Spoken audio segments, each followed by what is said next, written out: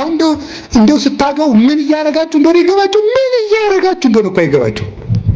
አሁን ሚስት ቤተክርስቲያን እንደሆነች የሚያውቃለ? ባል ክርስቶስ እንደሆነ የሚገባ አለ? ለባሏ ስትታዘዝ ለክርስቶስ እንደምትታዘዝ የምትቆጥር ሴት አለች? ባሏን ስትንቅ ክርስቶስ እንደምትንቅ የሚገባት ሴት አለች? ሚስቱን ሲያቃልን ቤተክርስቲያንን እንደሚንቅ የሚገባው ሰው አለ? የለም። ባልና ሚስት ሲፋቱ ክርስቶስና ቤተክርስቲያን ተለያዩ ብሎ እንደካደ እንደሚቆጠርበት የሚረዳ ሰው አለ? የለም። እንግዲህ አሁን እናንተ እስቲ ምናችሁ ክርስቶስን ይመስላል? እስቲ ንገሩኝ። ክርስቶስ ለቤተክርስቲያን ሞተላት፣ ለሚስቱ የሚሞት ባል የለም። ቤተክርስቲያን ለክርስቶስ መስዋዕት ትሆናለች፣ ለባሏ መስዋዕት የምትሆን የለችም። ምናችን ነው ክርስቶስን የሚመስለው ብለን መጠየቅ አለብን። ክርስቲያን ተብያ እንደው ክርስቶስን የሚመስል እናንተ በግ እኮ ጥጃ አይወልድም፣ በግ ውሻ አይወልድም። የክርስቶስ ልጆች ሆነን እንዴት የዲያብሎስ መልክ ይኖረናል? ምልክት የሌላቸው በጎች ማለት ክርስቶስን የማይመስሉ ክርስቲያኖች ማለት ነው። የክርስቶስ ሰው ሆንክ ምልክት ምንድን ነው?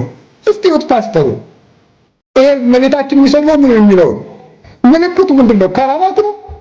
የክርስቶስ ነው? ዝላይ ነው? 24 ሰዓት መብላት ነው? እርግጫ ነው እያለ ነበር ልጅ እዚህ የሚቀርጸው ልጅ ማለት ነው። እርግጫ ነው? ቦክስ ነው? የክርስቶስ ነው? ውሸት ነው? ገንዘብ ማካበት ነው? ለቆናጽል ግበው ቦም ወላይፋ ፈሰማይኒ ምስላል ቦም ለወልደ ጓለም ያውሳል ወጥቶ ሀባ ያሰምክሩ ሰው እስቲ በምናቸው ነው ክርስቶስ የሚመስሉት? ክርስቶስ እኮ ማንንም የማይነቅፍ ጭምት ነው። ማንንም የማይነቅ ፈሪሳውያንን እንኳን የማይሳደብ የጧፍ ኩስታሪ የማያጠፋ የተቀጠቀጠ ሸምበቆ የማይሰብር ፍጹም ህዱ ነበረ። ዝም የሚል እያወቀ ያላወቀ የሚመስል መኑ ጸፋከ እየተባለ የሚሰለቁበት ወታገሰ ምራቅ ርኩሰ ተብሎ የተነገረልን ወይ ጭምትነቱ የለ ወይ ትትናው የለ። ክርስቶስ ከአብ ጋር አንድ አምላክ ሲሆን አብ ይበልጠኛል ይላል። አባቶቼ ይበልጡኛል በሉ ለማለት ነው። ያውኖቹ መጥተው ማርያምን እመልጣታለሁ ማለት ነው የቀራቸው። እኩል ነኝ እስቲ በሞት ያፈርሰው ነው ይውልኝ።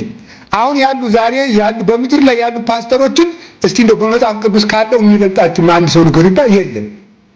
አንድ የሚበልጣችሁ ሚካኤል አይበልጣቸው፣ ገብርኤል አይበልጣቸው፣ ዳዊት አይበልጣቸው፣ አብርሃም አይበልጣቸው፣ ጳውሎስ አይበልጣቸው፣ ድንግል ማርያም አትበልጣቸው። የሚበልጣቸው አብ ብቻ ነው። ክርስቶስም ወንድማቸው ነው። በእነሱ ለቱ ስላል የሚበልጣቸው ማንን ከየት የመጡ ናቸው እነዚህ?